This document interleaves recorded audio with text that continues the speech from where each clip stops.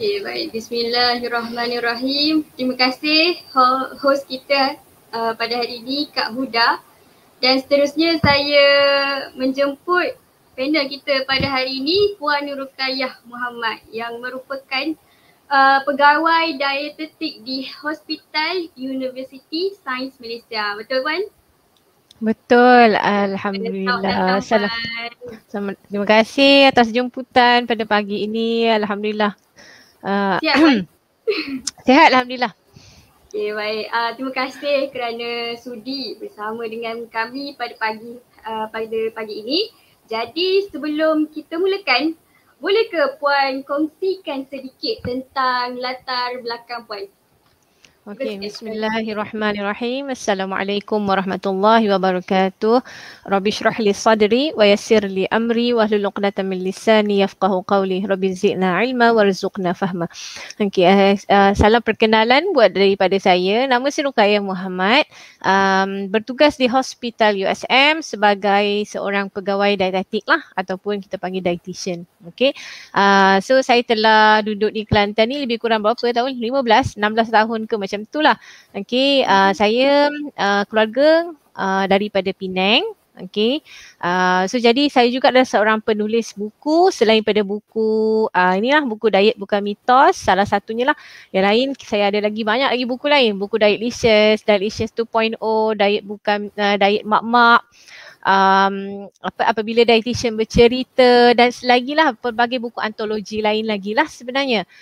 So jadi alhamdulillah saya sangat seronok lah untuk berkongsi mengenai buku Diet Bukan Mitos pada hari ini bersama semua penonton-penonton di luar sana. InsyaAllah kita sama-sama kongsikan mengenai diet.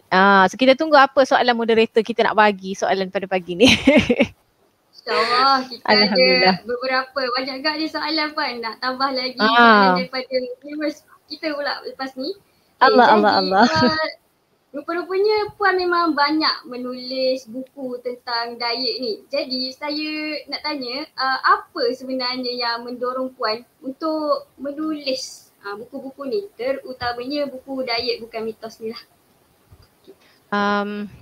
Okey. So jadi sebenarnya saya memang suka membaca. Daripada kecil tu memang seronok lah, suka sangat membaca. So jadi dalam family juga atuk saya lah salah seorang wartawan utusan Melayu dulu. So jadi dalam family memang kita saya suka menulis. Saya, adik saya kita rajin menulis lah. Mak saya pun memang banyak menulis. So jadi masa saya kecil kan, sepanjang saya membesar tu saya selalu nampak artikel, mak saya hantar cerpen lah, mak saya hantar macam artikel lah dalam majalah, dalam surat khabar. So jadi kita macam seronok tau bila kita nampak mak tu aktif menulis kan. So jadi itulah antara momen-momen yang menyebabkan saya suka menulis. So jadi bila saya dah bertugas sebagai dietitian ni, bila pesakit ni selalu ditanya, tak ada ke macam bahan bacaan yang boleh dia baca untuk tambah pengetahuan daripada apa yang kita dah cerita dekat dia bila masa dalam sesi kaunseling sama pesakit tu kan. So jadi saya kata lah dekat Malaysia ni tak ada lah buku mengenai diet lah. So daripada situ saya mula menulis dekat Facebook, menulis dekat blog. Lepas tu daripada situ kawan saya Lily Moha dia cakap, kata kenapa kita tak tulis buku kata kita buatlah buku pasal diabetes ke something lah, sebabnya ramai orang nak tahu lagi pasal pemakanan untuk orang diabetes dan sebagainya. So daripada situ startnya buku apabila dietitian bercerita. Kemudian saya approach Caterpillar punya publication kan untuk hantar buku untuk hantar cerita-cerita diet lah. So keluarlah buku Dietlicious 1, so Dietlicious 2. So insyaAllah Dietlicious 3 tu memang nak hantar, tetapi lepas start COVID tahun lepas tu ya Allah banyak benda hanging. Saya ni manuskrip tu hanging, tak sempat. So tapi alhamdulillah bila start saya menulis ni dah makin ramai orang kenal saya sebagai dietitian yang menulis lah. So saya seronok nak berkongsi sebabnya kisah mengenai diet ataupun ilmu-ilmu mengenai diet ni kalau nak ikut saya rasa tak ada lagi dietitian yang melainkan pensyarah-pensyarah macam pensyarah saya di UKM. Dia orang ramai lah tulis, tetapi buku Diet Bukan Mitos ni ditulis dalam orang kata storytelling, maksudnya terlampau santai. Saya dalam tu adalah cerita kisah-kisah benar, kisah saya, kisah berjumpa dengan pesakit. So daripada situ saya kongsikan balik dalam buku Diet Bukan Mitos supaya menjadi orang kata apa, panduan kepada pembaca bagaimana dia nak mengatur diet dia. Begitu. Orang tanya sikit saya jawab panjang. Maaflah, saya memang suka bercakap. Perempuan memang suka dengar puan bercakap. Saya rasa buku ni memang satu macam mana kita cakap, inisiatif yang sangat baik sebab dia pun kena dengan keadaan Malaysia. Sebab selalunya kan bila kita cakap pasal diet ni kita banyak tahu daripada yang luar negara dan sebagainya. Jadi kita pergi kepada soalan seterusnya Puan. Sebagai seorang pegawai dietetik, boleh ke Puan kongsikan sedikit tentang pengalaman Puan sebagai seorang dietitian dan mengapa sangat penting sebenarnya untuk kita mengamalkan pemakanan sihat ni? Silakan. Okey. Bismillahirrahmanirrahim. Sebagai seorang dietitian, dari banyak sangat yang kita datang, yang pesakit yang datang yang kita tengok tu kan, memang kadang-kadang tu berada di tahap orang kata apa, tahap 4. Contohlah macam orang ada masalah kecing manis contohnya. Dia tahu dah ada masalah kecing manis daripada awal, tetapi bila daripada awal tu tak ada inisiatif untuk menjaga kesihatan, nak jaga makan. So menyebabkan dia punya tahap kesihatan tu bertambah teruk menyebabkan dah kena sakit buah pinggang, kaki kena potong ke, jari kena potong kan. So sebenarnya benda-benda tu semua kita boleh atasi apabila kita mengamalkan pemakanan sihat tu sejak daripada awal. So pemakanan sihat ni dia bukan kata macam bila sakit baru nak makan, bila sakit baru nak diet, bila berat badan naik baru nak diet. Tak, dia sebenarnya adalah cara hidup kita, gaya hidup kita. Once kalau kata kita boleh amalkan pemakanan sihat dalam diet, dalam hidup kita, dia akan jadi macam mudah, macam orang kata automatik. Sebagai contoh lah, kalau kata kita sebelum ni tak pernah makan pinggan nasi tak bertambah. Okey, contohlah kita makan nasi tak bertambah. So jadi benda tu dia akan jadi inisiatif, jadi amalan. So tapi kalau kata kita ni memang makan jenis pinggan bertambah, okey, tak apa, it's okay. Kalau kata kita tak boleh nak terus kurangkan terus, okey, daripada 3 pinggan turunkan jadi 2 pinggan. Kemudian dah rasa macam selesa, kita cabar diri kita, turunkan lagi kita punya porsi hidangan, kita porsi makanan kita tu banyak mana kita makan. So lama-lama dia akan jadi kebiasaan. Ataupun kalau kata kita selalu sangat minum air manis, then you cut down slowly daripada 5 kali kepada 2 kali, kepada sekali, kepada kemudian tak ada langsung. So jadi kita bukan maksudnya kalau sebab orang selalu macam salah faham lah. Dia kata nak diet ni maksudnya kena tak boleh makan tu, tak boleh makan ni, kena kurang makan tu, macam struggle sangat, macam susah sangat. Sebab itulah saya tulis tu buku ni, keluar tajuk buku ni, Diet Bukan Mitos. Maksudnya diet tu dia bukannya susah, dia boleh kita buat, cuma kita je tak tahu cara dia. So jadi insya-Allah bila baca buku Diet Bukan Mitos ni, saya dah bagi panduan cara pemakanan semua untuk memastikan kita kena mulakan daripada awal. Jangan tunggu dah sakit teruk baru kata kita nak berubah. So begitulah insya-Allah. Betul Puan. Sangat penting untuk sebenarnya kita mulakan daripada awal pemakanan sihat ni. Bukannya tunggu sakit dulu baru nak mula amalkan. Masa tu dah terlambat lah kan. Betul. Okay.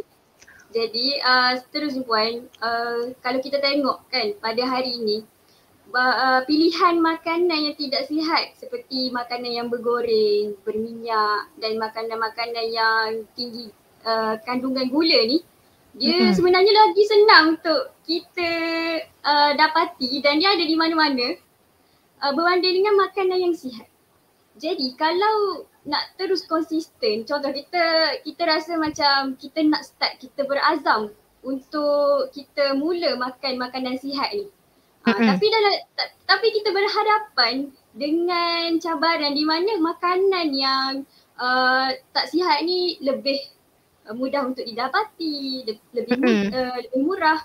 Jadi macam mana kita nak konsisten dalam kita punya azam untuk diet yang sihat ni dalam keadaan yang macam ni? Alright.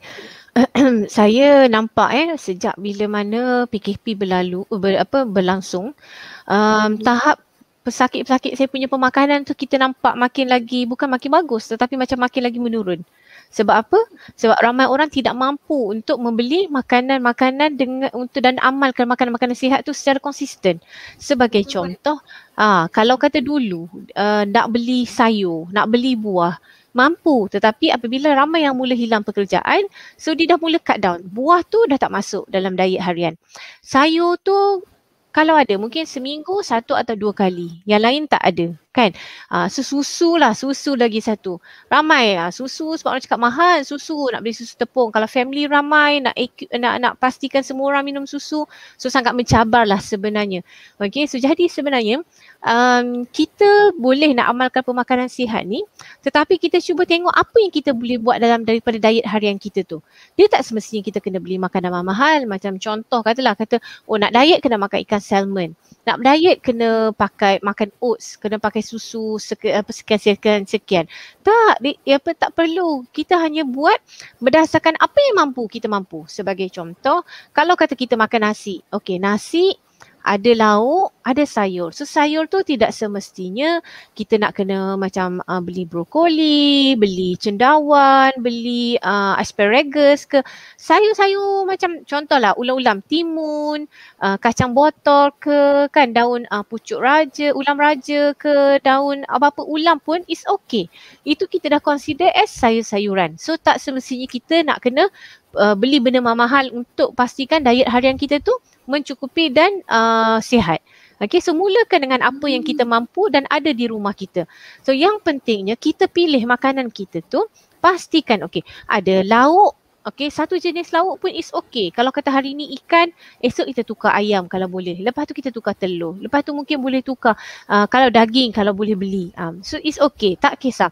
Kita tak nak setiap hari tu macam makan ayam saja, seminggu tu ayam. Memang tak ada ikan langsung. Tak boleh. Sebabnya ikan adalah antara sumber lemak tepung dan juga dia sumber mineral-mineral yang ada dalam lautan. Sebagai contoh magnesium, kromium dan sebagainya yang tak ada pada ayam. So jadi sebab tu kalau kita ikut saranan pemakanan Malaysia, dia akan sarankan untuk kita makan ikan ni at least sekurang-kurangnya dalam 2 atau 3 kali untuk seminggu.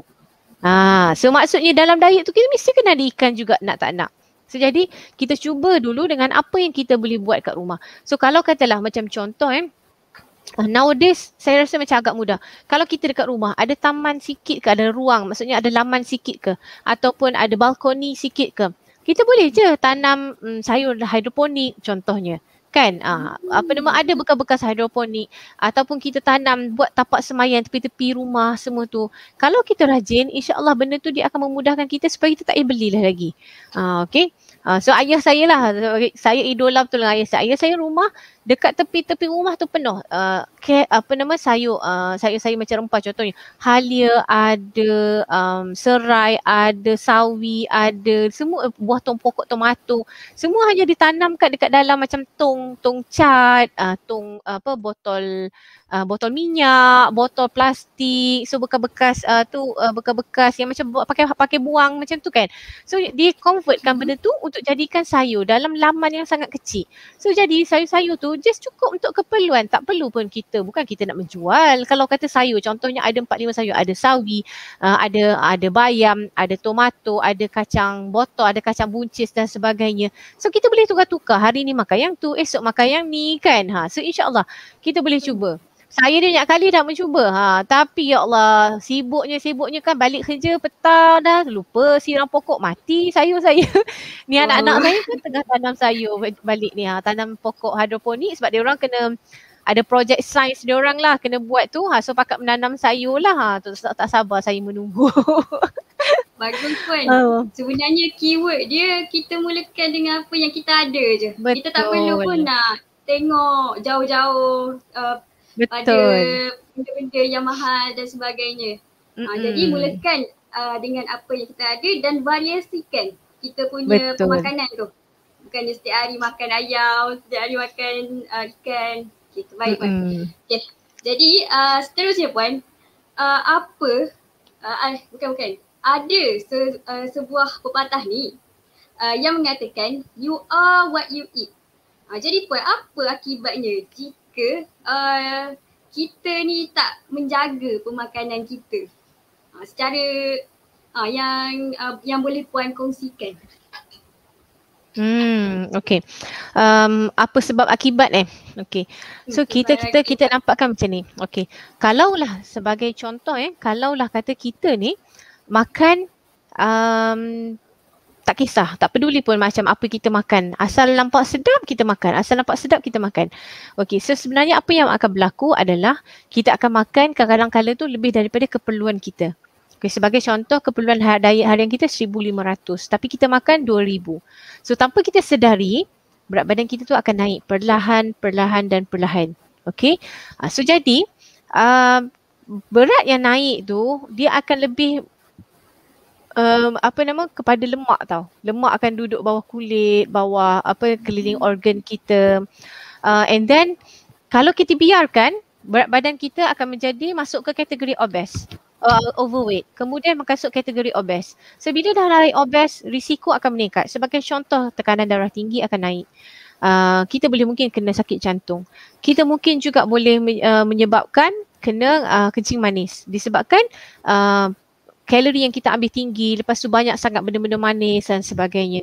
So daripada kencing manis, daripada obesity dia boleh bawa ke kencing manis, dia boleh bawa kepada penyakit 3 serangkai atau saya suka panggil penyakit janda manis. Itulah jantung, darah tinggi, janda manis, jantung, darah tinggi, kencing manis.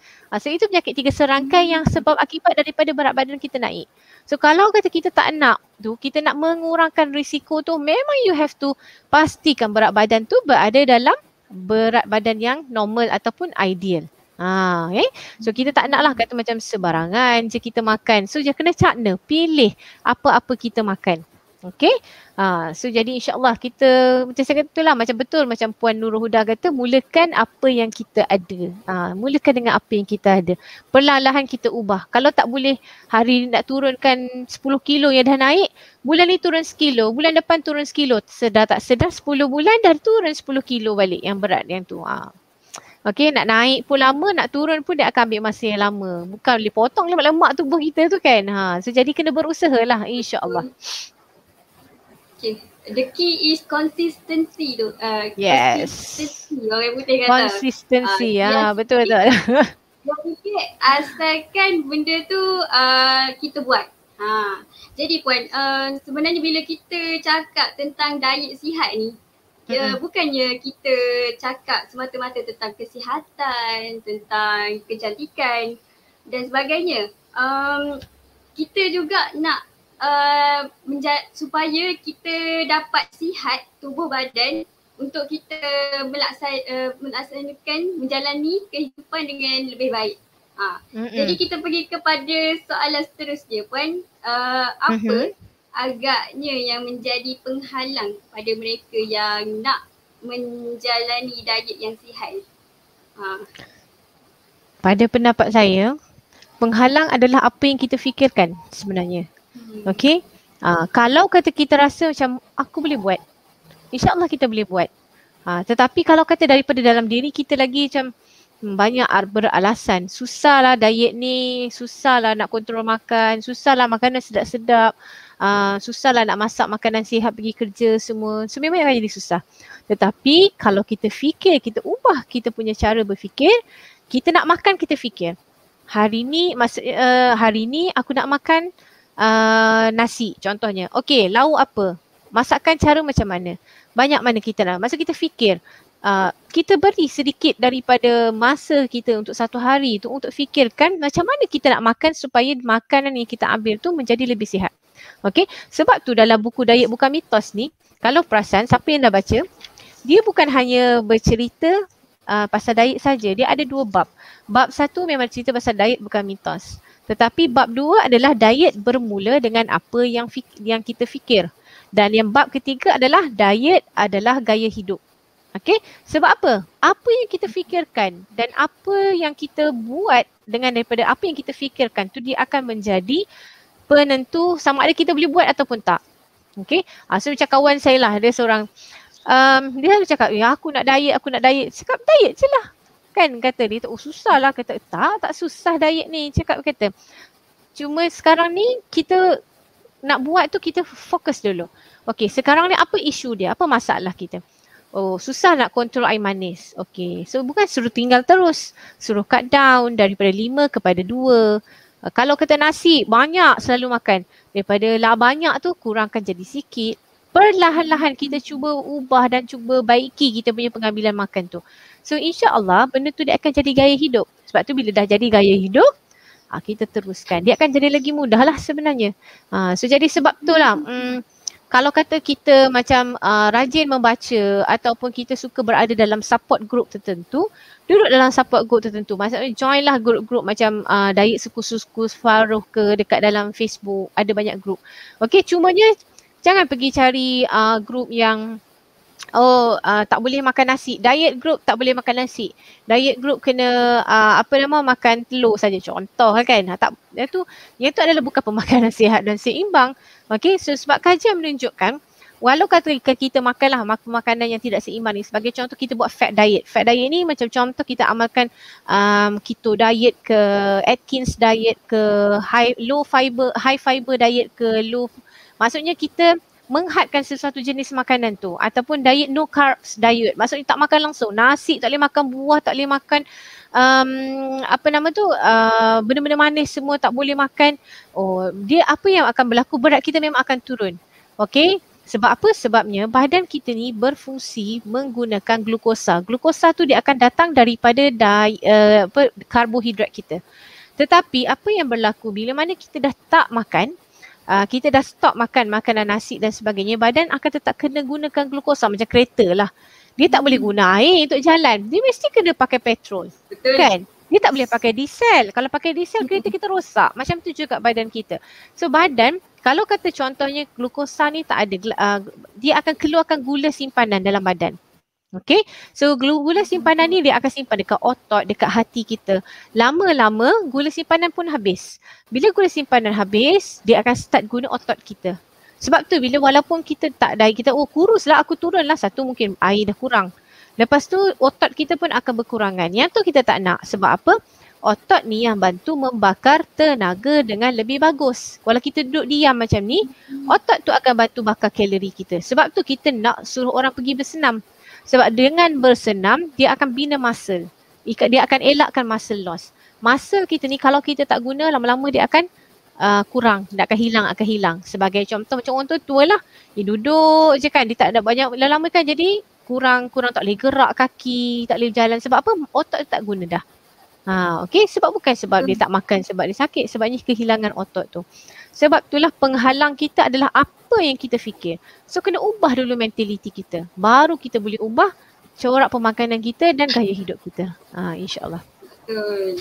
Menarik satu komen oleh Nurul Huda Yusof, ubah cara fikir yang lebih baik. Betul. Yang mana kalau kita fokus pada isu, kita akan hanya nampak penghalang-penghalang je lah. Tapi kalau kita fokus kepada macam mana nak cari cara solusi, macam menimba ilmu untuk menimba ilmu tentang pemakanan sihat ni, maka kita akan insyaAllah lah ubah. Seterusnya penonton boleh mula bertanyakan soalan yang berkaitan di ruangan komen ya. Jadi sementara tu nak tanya lagi lah Puan, pada boleh. pada pendapat Puan kan, masa antara cabaran lain juga pada musim PKP ni, bila mana kita kebanyakannya duduk di rumah sahaja. Jadi nak ada setengah tempat tu untuk bersenam tu agak payah lah. Jadi macam mana? Diet ni dia lebih kepada pemakanan ke ataupun dia merangkumi pemakanan, kita punya bersenam, aktiviti lain dan sebagainya? Okay. So sebenarnya bila kita berdalam usaha untuk tak kisahlah sama ada nak turunkan berat badan ataupun kita nak just maintain berat badan kita pun, 80% daripada calories kita ataupun efforts kita ni, dia sebenarnya datang daripada pemakanan. 20% tu lagi dia akan datang daripada exercise. So exercise ataupun physical activity kita ni is a must. Dia macam komponen wajib lah maksudnya. Okay, komponen wajib macam kita lah, makan tu macam wajib kot kan. So jadi sama juga, kena bergerak. So kalau lah kata macam kita tak boleh nak pergi exercise, tak boleh nak pergi jogging dan sebagainya tu. Tapi sebenarnya kalau ikut ni, kita boleh pergi berbasikal. Kita boleh berjalan seorang-seorang lah, maksudnya bukan berjalan dan berjemaah kan. Okay, lepas tu kalau lah macam tak mampu nak keluar, kalau kata dekat rumah mampu kita ada contohnya treadmill ataupun kita ada basikal stand cycle tu kan. So boleh guna sambil tengok drama ke, tengok berita ke, tengok dokumentari ke apa ke, berbasikal kayu-kayu tanpa kita sedari sebenarnya kita sedang membakar kalori dekat situ. Ataupun kalau kata kita tak nak, macam tak ada treadmill, tak ada stand cycle tu tak ada, dekat YouTube memang banyak video-video exercise. Okay, so kita just boleh follow video tu. Konsisten je 30 minit satu hari, 30 minit satu hari. Sebabnya kalau kita macam dekat YouTube kan, dia banyak exercise yang kita boleh cari. Tak usah cari yang high intensity punya exercise. Start with low intensity exercise. Low intensity ni bermaksud macam kita berjalan, kita buat brisk walk, itu kita start dari situ. Kita ambil macam high intensity macam Tabata dan sebagainya, dia akan membuatkan kita ni mengah dan sakit dan penat, menyebabkan kita akan esok tak nak buat dah lah. Start with something that you can do. Kalau kata dekat macam contoh dekat pejabat, you boleh berjalan. Banyakkan berjalan, naik tangga, turun tangga, pusing floor sebagai contoh. Okay, so kalau kita tak tahu berapa banyak steps yang kita pakai, cuba cari jam yang boleh kira kita punya steps kan, langkah tu. So macam banyak brand dekat boleh cari dekat online pun kan. So macam Apple ke Garmin ke, yang tu yang mahal lah. Kalau yang murah sikit pun ada, yang Oppo ada, yang Huawei punya pun ada, Mi Fit Band 6 pun ada yang terbaru sekali. So jadi kita boleh pakai. Bila kita pakai this band watch, yang bagusnya dia akan tunjuk kita pergerakan kita satu hari. So kalau contoh lah macam hari ni, contoh lah saya banyak duduk.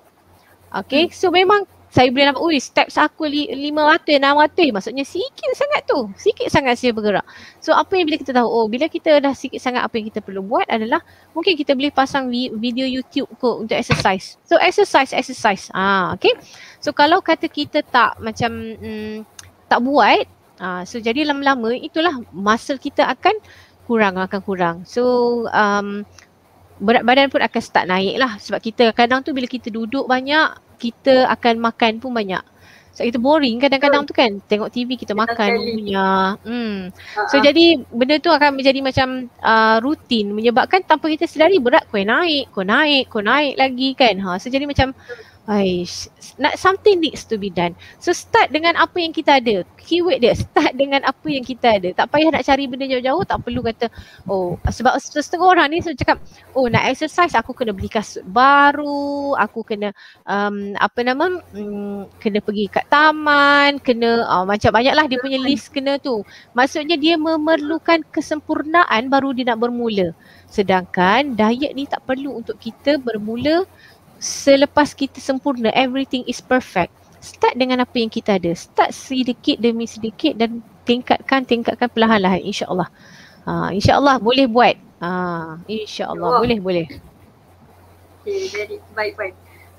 Jadi seterusnya saya nak tanya lagi, buat selalunya orang ni dia memang nak, kadang-kadang bila dia nak buat tu dia buat dengan contoh nak kurus, tapi dia buat dengan cara yang tak betul. Contohnya ambil ubat kurus, ambil suplemen dan sebagainya. Jadi apa pendapat Puan tentang hal ni? Tentang mereka yang nak mengamalkan diet sihat tapi melalui jalan pintas seperti mengambil suplemen. Sebenarnya macam pil-pil kurus semua ni tak ada. Pil kurus maksudnya yang di approve. Kalau dah ada, memang dah lama dietitian pakai. Dah lama doktor pakai. Sebab patient selalu datang tanya, tak ada ke ubat untuk kurus? Tak ada. Ubat untuk kurus adalah berubah. Itu je. Berubah. Betul. Berubah. Tak ada dah. Kalau ada penyakit M tu, ubat R tu memang takkan ada. Penyakit M tu penyakit malas lah. Ubat R tu ubat rajin. So kalau kata ubat rajin, ubat penyakit malas tu datang, ubat rajin tu je ubat dia. Itu je. Okay, kena berubah. So ataupun kadang-kadang tu macam contohlah ada setengah tu macam suka makan ni macam apa nama tu, slimming tea ataupun shake ke something like that. Okay. Ni pun saya banyak dengar. Okay. So jadi sebenarnya bukan salah nak makan slimming tea semua tu. Cuma kita kena faham konsep. Slimming tea tu sebenarnya bila dia panggil pun slimming tea. Bila kita minum, dia akan menyebabkan yang kita turun berat tu adalah daripada air. Menyebabkan badan kita akan shut off air. Banyak air akan keluar. Okay, sebab dia ada Allahumma salli ala sayyidina Muhammad. Saya tak ingat apa. Dia ada dia bersifat diuretik. Bermaksud dia bersifat untuk mengeluarkan air dalam tubuh kita tu. Okay.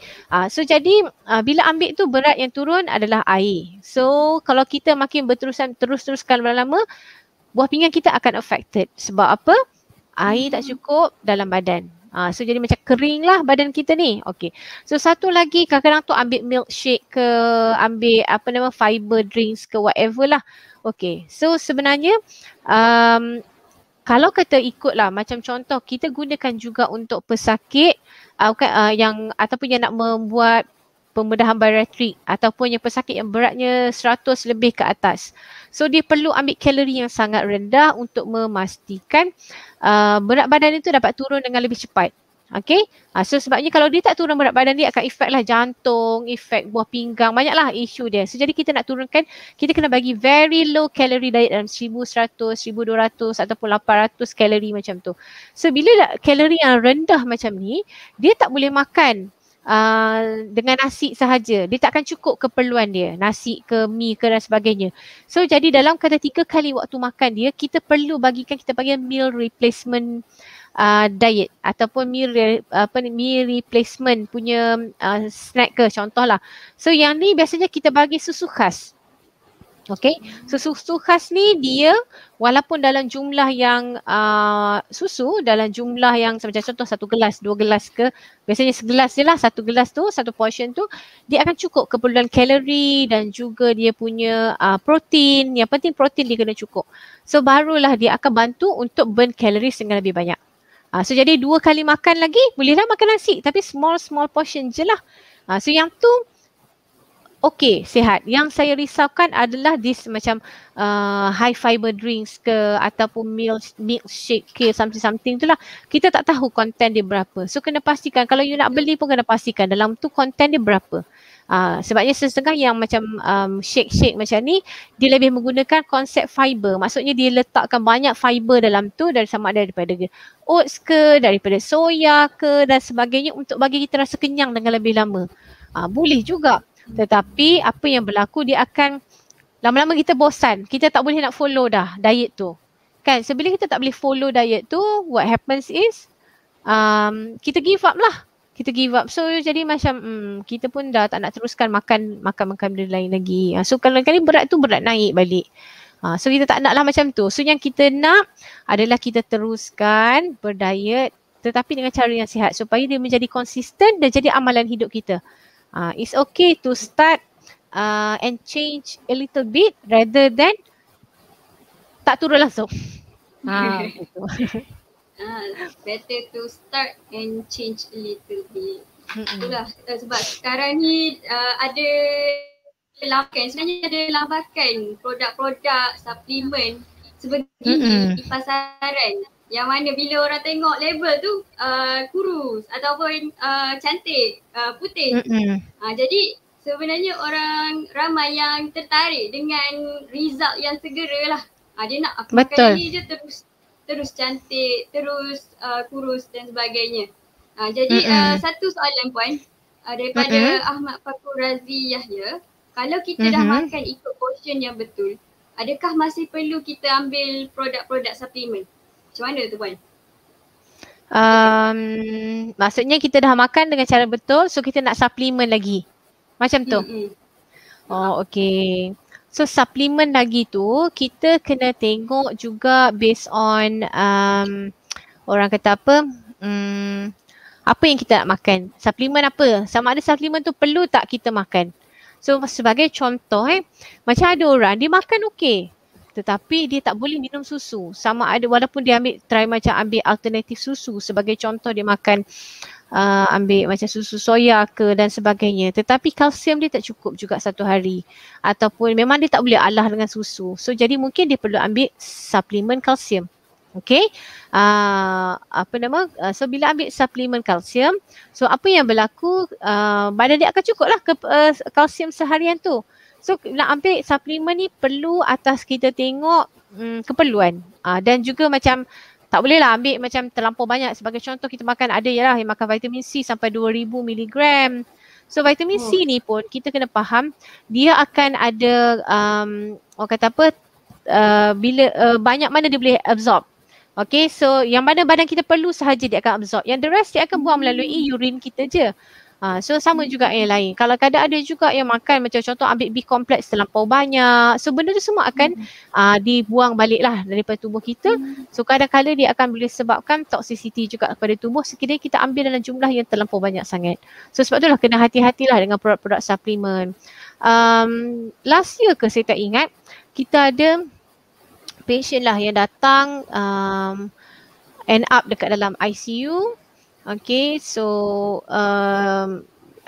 end up meninggal jugalah. Okay, satu sebab dia ambil produk-produk suplemen lah, suplemen dia tak tahu kot suplemen tu macam ubat untuk kurus dan sebagainya kan. Sebenarnya suplemen dalam tu dia mengandungi tak salah sibutramine kot, so menyebabkan bila dia makan efek habis dia punya organ. Okay, so kena hati-hatilah. So bukan semua produk-produk suplemen yang approve ataupun diluluskan oleh macam KKM dan sebagainya adalah selamat. So sebenarnya kita boleh semaklah dekat dalam website, okay, status makanan-makanan tu lah sama ada selamat ataupun tidak untuk kita makan. So ada kadang-kadang tu memanglah dia cakap benda tu bawah produk makanan kan, so jadi telah mendapat kelulusan KKM tetapi tidak mendapat kelulusan daripada bahagian pharmaceutical lagi. Okay, sebab dia dikategorikan bawah pemakanan, bukan bawah ubat-ubatan. So jadi nak ambil ubat-ubatan pun sekiranya perlu sahaja kena dapatkan nasihat daripada doktor dahululah. Okay, berjumpa dengan doktor kita dahulu dan juga bincang sama ada perlu ataupun tak. Kalau tak perlu tak payah ambil. Okay, alright. Okay, betul. Terima kasih. Perkongsian yang sangat membuka minda pun. Jadi kadang-kadang produk tu walaupun dia ada label daripada macam kebenaran daripada KKM, betul. Tapi dia bukan dalam kategori ubat. Jadi kita sebagai pengguna kena betul-betul kita sendiri yang bertanggungjawab atas apa yang kita makan. Sebab kalau salah makan, akhirnya yang menanggung akibat tu adalah diri kita sendiri. Ni mengingatkan saya pada satu ni, yang mana kalau too much medicine will turn to poison. Macam mana? Kan? Kadang-kadang banyak sangat macam walaupun tu ubat dalam dos yang tak betul boleh jadi racun. Okay. Soalan seterusnya Puan, daripada yang sama juga, macam mana nak tahu jenis suplemen apa yang kita perlukan ataupun jenis makanan apa yang kita perlu tambah dalam diet seharian? Ada simptom-simptom yang boleh kita boleh check ke? Okay. Okay, sebagai contoh paling mudah saya cakap mengenai kalau orang yang ada anemia lah. Anemia ni adalah bila mana hemoglobin ataupun sel darah merah kita tu kurang dalam badan kita. Okay, so what happens, darah kita ni, sel darah merah kita, dia berfungsi satunya untuk bawa oksigen. Okay, sebila mana kita tak cukup sel darah merah ni, menyebabkan kita jadi nampak pucat, kita jadi letih. Okay, so jadi dia akan efek lah kita punya fungsi tubuh kita untuk setiap hari lah. So apa yang berlaku, kita kena periksa lah darah kita. Periksa, ambil buat blood test, tengok kan blood test kita, hemoglobin kita rendah, bermaksud kita ada anemik. So bila ada anemik, apa yang berlaku, apa yang kita boleh buat adalah kena pastikan ambil makanan-makanan yang tinggi dengan zat besi lah.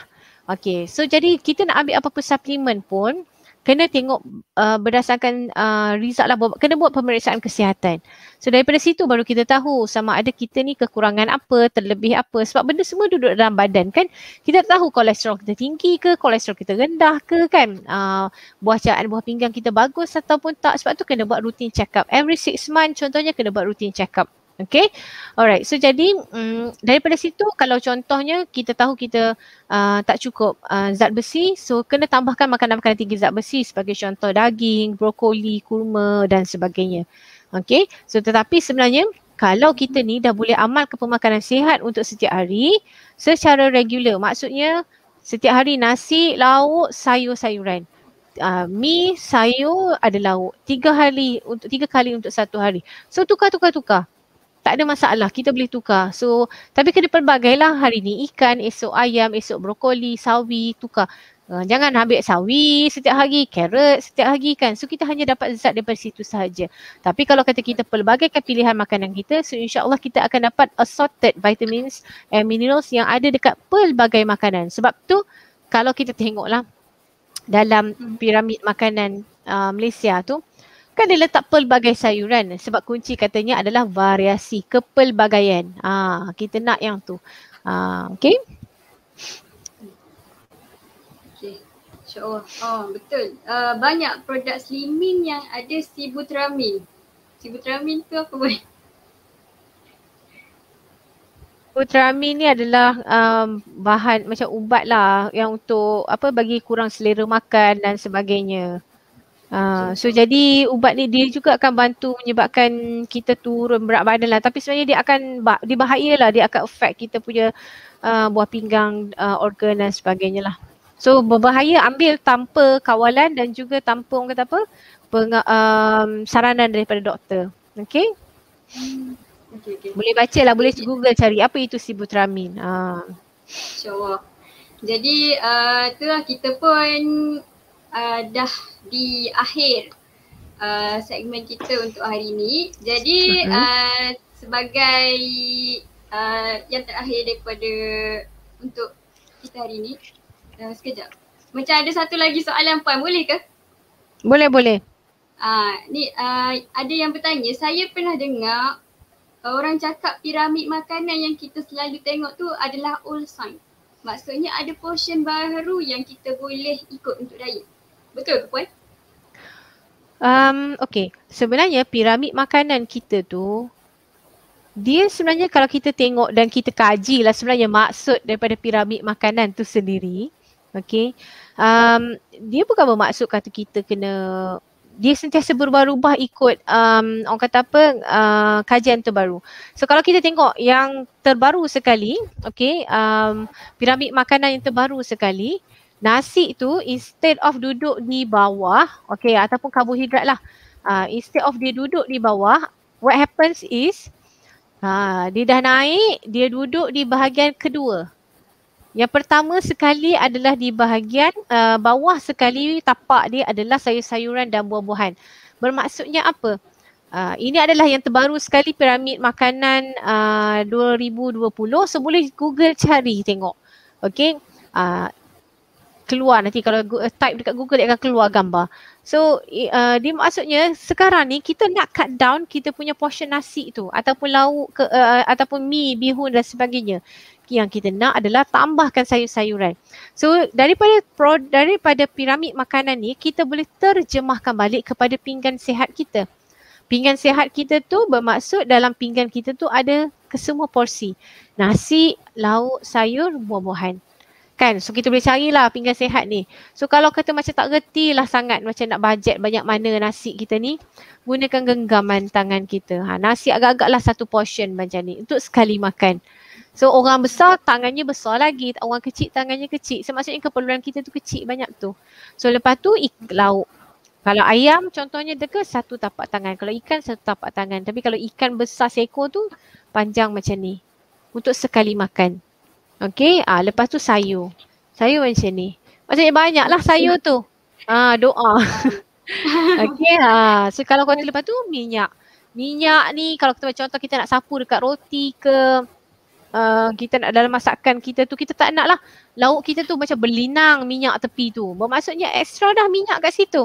So sepatutnya minyak yang sikit ni untuk kita tumis ke ataupun kita goreng ikan ke ataupun kita fry ikan, stir fry ke lauk-lauk dan sebagainya. Maksudnya tak banyak lah minyak tu. Okay.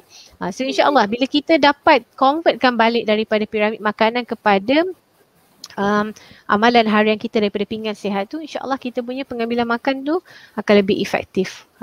Begitu insyaAllah. Terima kasih Puan. Dia macam yang kita perlukannya banyak ni, yang kita naknya lebih pada ni selalunya. Tambah nasi ke pinggan-pinggan. Betul. Okay, jadi saya rasa tu je soalan kita untuk hari ni. Jadi sebagai kata-kata nasihat atau dorongan yang Puan berikan kepada yang baru mula mengamalkan diet sihat ni? Okay. Alright, saya nak kongsikan satu kata-kata yang saya tulis dalam buku Diet Bukan Mitos ni. Saya bacakan daripada tajuk Isnin Hari Diet Sedunia. Okay, muka surat 187. Seorang tokoh sufi terkenal, Ibnu Athaillah As-Sukandari dari dalam kitab Al-Hikam berkata, menunda atau menangguhkan amal perbuatan kebaikan kerana menantikan kesempatan yang lebih baik merupakan satu kebodohan yang sangat yang mempengaruhi jiwa. Okey. Yang saya letak di kata-kata ni di dalam tajuk Isnin Hari Diet Sedunia sebab apa? Sebab ramai sangat orang dia tunggu hari Isnin. Oh, tak apalah nanti hari Isnin baru aku nak diet. Tak apalah tunggu bulan puasa tahun depan lah baru nak diet. Tunggu 1 hari bulan Januari lah baru saya nak diet. Ataupun tunggu minggu depan dah 1 Muharram. Okey lah bolehlah start diet mula 1 Muharram macam tu. Sebab apa? Ini yang mentaliti macam ni, mentaliti suka bertangguh. Okey? Kita suka bertangguh. Kenapa kita nak bertangguh? Tak payah bertangguh. Mulakan hari ni. Sebab kalau kata kita ni suka bertangguh, setiap amal kebaikan yang kita cakap kita nak buat. Nak bersedekah. Tak apalah bulan minggu depan lah. Tak apalah nak sedekah tunggu kaya dulu. Kalau nak sedekah tunggu ada duit banyak dulu. Tak, sedangkan kebaikan ataupun sedekah tu perlu dibuat dengan apa yang kita ada. Betul tak? So jadi diet pun macam tu juga. Apa yang kita amalkan dalam pemakanan kita, dalam diet harian kita, dalam gaya hidup kita, mulakan dengan apa kita ada dan jangan bertangguh. If kalau kata lepas ni, dengar sesi perkongsian pada hari ni, nak terus diet lah hari ni. Okay, start dulu dengan apa kita ada. Saya berikan tips. Pertama sekalinya, apa yang kita boleh buat adalah cuba downloadkan apps My Nutri Diary 2 daripada Google Play Store. Okay, so apps tu dia akan bantu, dia akan kita boleh key in berat kita, key in calories kita, key in apa yang kita makan untuk satu hari. So daripada situ kita akan nampak total pengambilan makan kita macam mana. Nasi, bihun, mi dan sebagainya, lauk-lauk, semua ada makanan Malaysia dalam tu. So bila kita dah buat pemantauan, baru kita nampak, aku makan lebih. So bila kita dapat lebih, kita tahu dah dekat mana yang terlebih tu, dia akan masuk total kalori. Contohnya nasi 500. Makan tengah hari 600, makan malam 800 contohnya. So kita tahu kena cut down. Dekat mana kita perlu cut down? Makan malam banyak sangat contohnya. Okay, so sebab tu kita kena ada pemantauan dan pemantauan tu ada apps macam tu. Boleh pakai Allahu Akbar. Fitness. Saya pun tak ingat. Tiba-tiba tak ingat.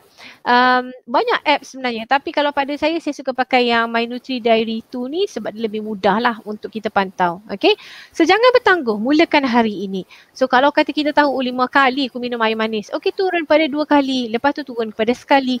Kalau kita rasa macam nak bertangguh, nak macam tak apalah esok lah nak pergi beli oats dulu, itu semua adalah bertangguh. So jadi esok tak pergi, lusa tak pergi, kemudian lusa tu lah tak pergi. Lama-lama tu memang sebab tu orang cakap tunggu je lah hari Isnin, minggu depan baru start. Hari Isnin kan hari diet sedunia, gitu. Okay, so jangan tunggukan kesempurnaan. Okay, sebab apa Allah Nabi pun cakap, Rasulullah pun memberi galakkan kita untuk manfaatkan masa kita ni dengan sebaik mungkin dan tak bertangguh dalam kehidupan kita. Sebab Allah Nabi kata, Rasulullah SAW berkata, manfaatkan 5 masa sebelum datang 5 masa. Masa hidup sebelum kita mati, masa kita sihat sebelum kita sakit, masa lapang sebelum kita sempit ataupun sibuk, masa muda sebelum kita tua dan masa kaya sebelum kita miskin. Manfaatkan 5 perkara ni ikut apa yang Nabi sarankan. So insya-Allah bila kita fikirkan, hari ni aku hidup lagi, esok baru nak mati. Kan, mungkin esok dah mati. So jadi mulakan hari ni, jangan bertangguh. Okay? So itulah sedikit last kata-kata daripada saya. So boleh dapatkan lagi lah informasi yang lebih banyak dalam buku Diet Bukan Mitos ni. Okay, harganya hanya RM35. Boleh PM saya dekat saya punya Facebook, dekat Messenger pun boleh. Okay, kalau untuk dapatkan lah ataupun dapatkan daripada Galeri Ilmu sendiri. Okay, boleh Google cari akan keluar. Yes. Okay. So kalau tak beli buku Diet Bukan Mitos dan tak baca, rugilah sebenarnya sebab banyak sangat ilmu-ilmu dalam ni.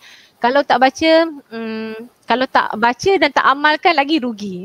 So jadi kena baca, kena amalkan. Barulah dia akan selari kan. Kalau tak penat saya tulis malam-malam ni kan, tak ada orang nak baca. Okay, alhamdulillah. Okay, baik. Begitulah. Terima kasih untuk kata-kata terakhir daripada Puan K. InsyaAllah hari ni kita belajar banyak sangat tentang pemakanan, tentang suplemen. Bukannya kita ni hanya tahu tapi tak amalkan. Kita cuba amalkan apa yang kita tahu. Baiklah, terima kasih banyak. Sekali lagi, seterusnya saya serah kembali kepada Kak Huda.